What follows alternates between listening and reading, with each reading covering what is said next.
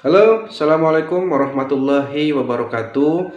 Oke, berjumpa lagi dengan saya di channel Buka Buku. Baik, kali ini Buka Buku akan sharing tentang satu topik yang sangat luar biasa, yaitu fungsi moral bersyukur.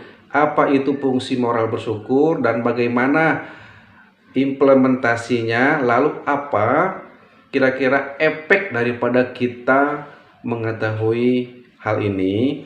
Penjelasan lebih lanjut setelah video berikut ini.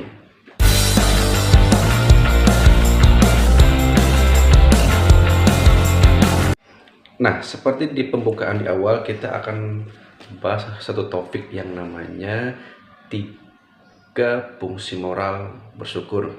Nah, sebelum kita bahas tiga fungsi moral, silakan teman-teman komen sebenarnya menurut teman-teman apa sih bersyukur itu?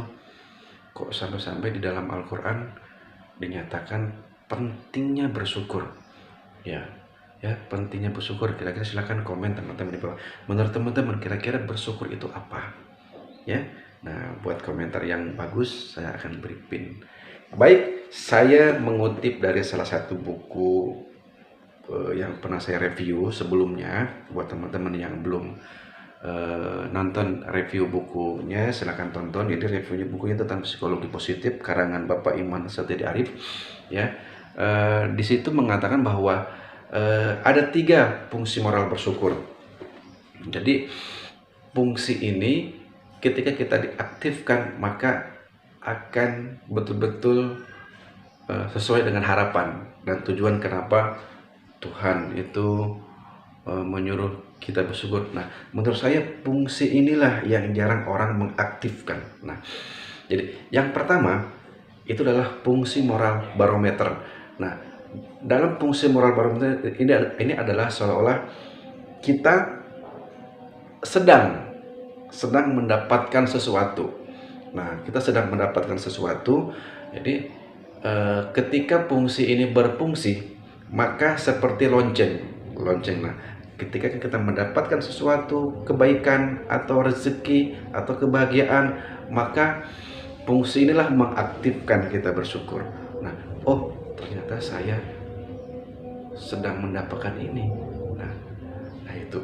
Jadi kesadaran bahwa kita sedang mendapatkan sesuatu dari siapa? Dari si pemberi, ya. Oke, itu fungsi yang pertama. Lalu fungsi yang kedua apa? Yaitu fungsi moral motivasi. Nah, fungsi moral motivasi adalah bagaimana emosi positif kita sedang merasakan mendapatkan sesuatu, lalu kita pengen termotivasi seperti orang yang memberi. Nah, contoh misalkan saya hari ini mendapatkan sesuatu, mendapatkan mobil baru. Nah, saya mendapatkan, atau saya misalkan yang lebih simpel, saya mendapatkan kiriman paket yang dari sahabat saya. Nah, ketika saya merespon positif, wah saya sedang menerima sesuatu. Nah, maka saya termotivasi untuk seperti dia memberikan sesuatu paket yang sangat luar biasa. Jadi ini fungsi moral motivasi. Saya termotivasi untuk memberi kembali, untuk berbalas budi, atau memberi ke orang lain. Nah, atau saya pengen seperti dia. Oh, dia orangnya dermawan, dia orangnya pemurah, dia orangnya sangat simpel. Nah, kita termotivasi dari kebaikan-kebaikan si pemberi.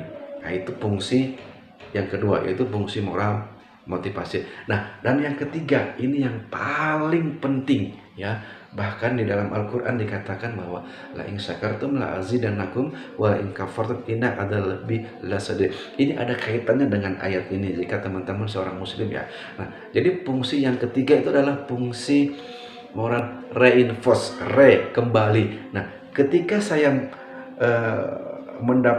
ketika saya sadar bahwa saya sedang mendapatkan sesuatu, lalu saya termotivasi untuk berbalas budi, pengen seperti dia, maka fungsi yang ketiga adalah fungsi saya pengen memberikan kembali. Nah, fungsi ini ada pada si pemberi.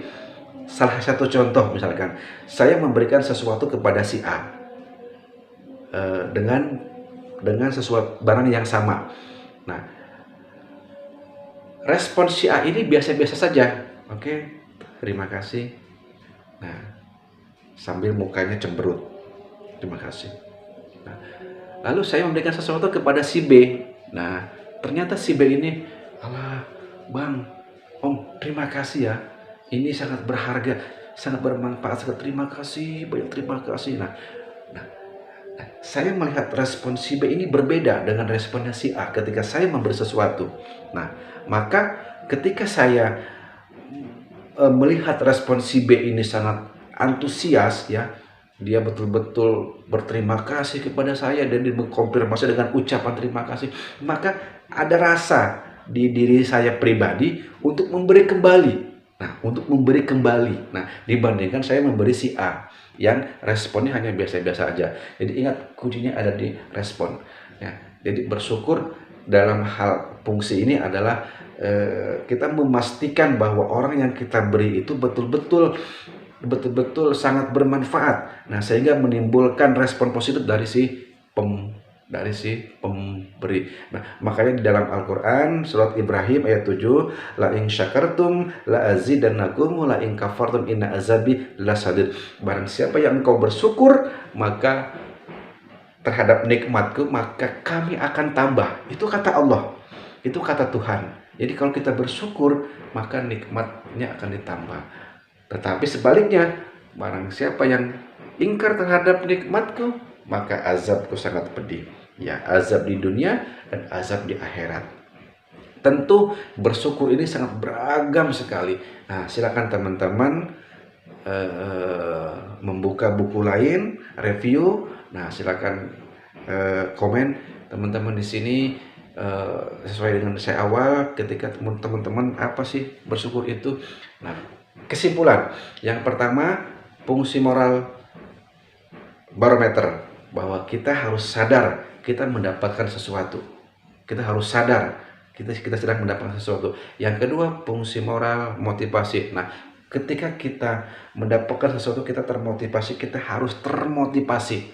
Nah, supaya mengundang fungsi yang ketiga, yaitu fungsi moral reinforce. Nah, kembali. Nah, saya pengen memberi kembali. Nah, karena responnya sangat positif. Ya, oke. Demikian penjelasan singkat daripada 3 fungsi moral motivasi. Semoga video ini sangat bermanfaat buat teman-teman. Bagi yang mendapatkan manfaat dari video ini, silahkan share ke teman-teman. Dan jangan lupa like, komen, dan subscribe. Oke, sekian dulu dari saya. Semoga teman-teman sehat dan selalu bersyukur. Jangan lupa bersyukur. Semangat pagi. Wassalamualaikum warahmatullahi wabarakatuh.